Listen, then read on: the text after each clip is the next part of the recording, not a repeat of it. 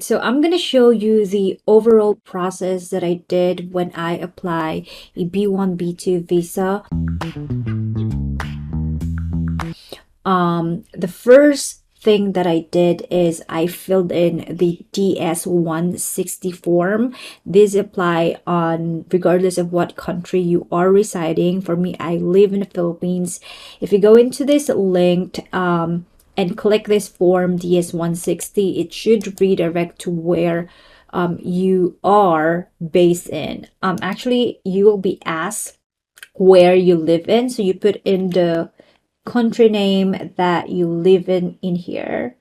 So for me, I live in the Philippines. You put in the code and stuff.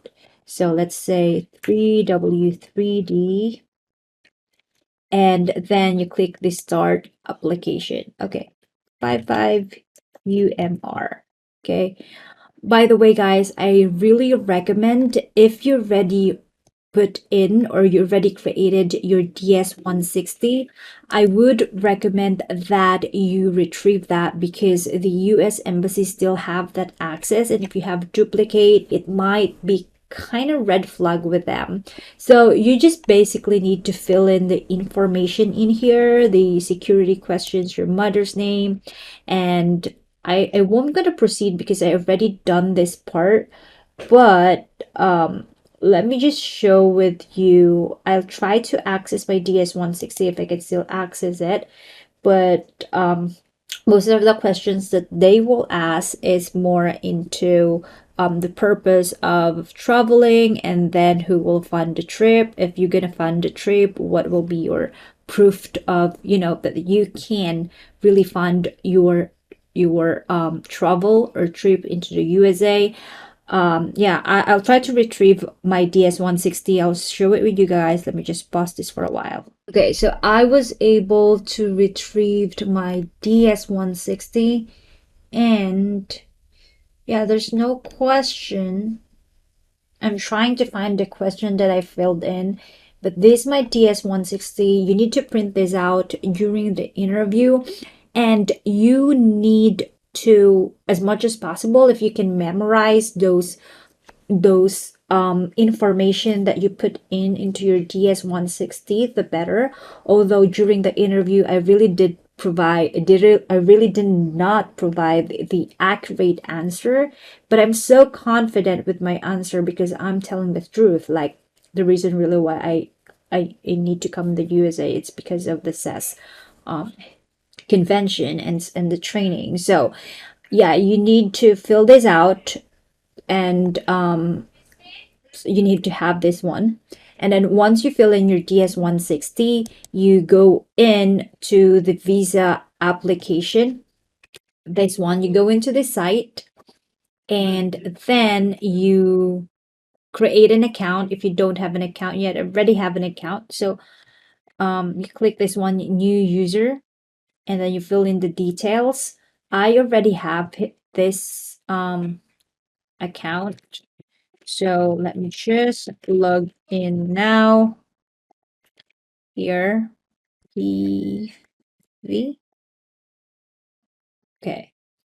So in order for you to schedule a meeting or a appointment in the US Embassy where you live in, you need to pay for their they have a fee. If you go into the fee payment, I think it's $300 if I'm not mistaken. So why it's not working? Okay, so it's not working. So, but when you start applying or scheduling an appointment, you need to go into the here called new application if you're just alone. But if you are with your family, then select the group schedule request. So select what kind of visa you are in. So B1, B2 is a non-immigrant visa. You're not planning to live there or something. Um, you click on the continue, and then what kind of visa you want it to be to apply with, if it's a J1 or something, so business and tourism. And then here, what's the, so I don't want to, okay, these are the other information. Okay, so I'm going to click on continue. And then what is the purpose? So again, it's for business and pleasure. You can do that. Hit continue, and then they will be asked some information in here. You need to put in the information in here. Your passport number is so important. If your passport is expiring, do not make sure that you renew it first before you fill in the details. Otherwise, you need to pay again for the appointment, because again, if your application did match to your documents or to your DS-160, then that will be subject to denial. Okay, there's a big percentage that you will get denied even though the consul haven't interviewed you yet. You put in your passport number, your passport details. Very careful on this one again, as make sure it's 100% accurate. You put in the first name and your DS-160 confirmation. So again, the DS-160 confirmation number will be generated once you sign up to the DS-160 form. Yeah, and I really, again, I don't recommend that you always generate DS-160, because console will see it, you have a duplicated account, and at the same time as well, you cannot change this confirmation number in here once you're ready to book an appointment with a US console. Okay, you put in the phone number, your mobile number, your email address, and your address. Okay, you hit continue, and then here, if it is an existing application, you can do that. You can put in the name. If you are with your spouse or with your kid, you can do that. You hit continue, and then are you under age of 14 or over with that? You can set no, already 30 years old. And then are you applying as a group? If you are an individual, hit no. If you are a group of family, then obviously hit yes. Hit no there. And then here, these are like the documents that you need to pay. So specify the delivery one. So once they approve your visa, they will they will not return your passport during the interview. But if they declined or you are declined, you will get a blue strip. I think that's what they are saying. But on my end, they did not return my passport. I got approved and my visa was delivered on my house, I think a week after the interview. So yeah, so there you need to pick that up. If you want to expedite it, you can use the premium delivery. It will, I think you use this one, the premium delivery thing, and then you hit to continue, and then here, so confirm, you need to pay for a non-refundable. That's what I'm saying. It's a non-refundable $160 and another 60 pesos surcharge or something. So it's a non-refundable stuff. If you miss or you put a wrong DS-160 number, or you put a wrong passport number, then you might need to pay another application appointment. That's why I really recommend that you need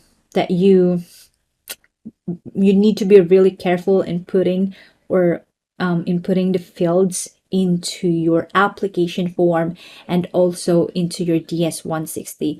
Actually, the DS-160 can be changed, but this one, I mean, the answers that you put in the DS-160 can be changed, but you cannot change the DS-160 number in here because this appointment is not editable. You cannot edit this one once you already paid the appointment. So once you already paid the appointment, you need to put in the receipt number in here. You hit the continue, and you should able to see this, like here, this first available appointment thing.